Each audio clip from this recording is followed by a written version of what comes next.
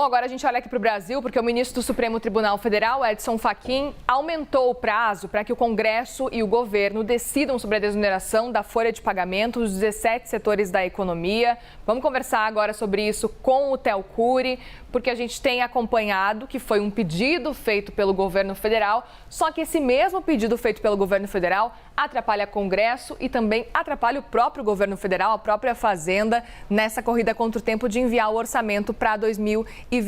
Explica pra gente um pouco desse cenário, porque parece que agrada um lado, mas ainda assim desagrada outro. Tá sendo difícil equilibrar tudo isso, hein? Equilibrar os pratinhos.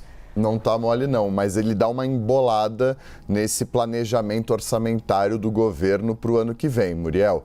Então, o que aconteceu foi o seguinte: o governo, junto com o Senado Federal, pediu que o Supremo Tribunal Federal aumentasse o prazo, aumentasse o tempo de negociação entre o governo e o Congresso para que eles chegassem a um acordo consensual com relação à desoneração da folha de pagamento e o benefício para os municípios, aquele benefício previdenciário para os municípios. Isso porque o prazo termina nessa sexta-feira.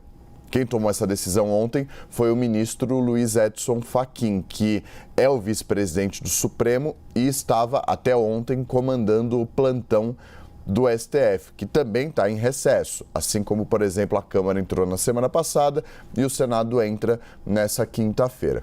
Então, diante do prazo imposto pelo Supremo Tribunal Federal, pelo ministro Cristiano Zanin, de 19 de julho, para que o Congresso e o Planalto tomassem uma decisão, chegassem a um acordo, e não chegaram, e diante do início do recesso parlamentar, que começa na quinta-feira, o Senado e o governo acionaram o Supremo e pediram mais tempo, dizendo: olha, o recesso está chegando por aí, a gente ainda não chegou a um acordo, a gente está bem avançado, mas a gente precisa de mais tempo. O ministro Luiz Edson Fachin concordou com esse argumento do governo e do Senado Federal e estabeleceu um prazo de até 11 de setembro para que essa decisão seja tomada. Essa decisão pode ser revista pelo ministro Cristiano Zanin, que está em férias, quando ele voltar às atividades no começo de agosto. Por que isso embola os trabalhos da Fazenda, que inclusive disse que não se opunha a essa prorrogação do prazo?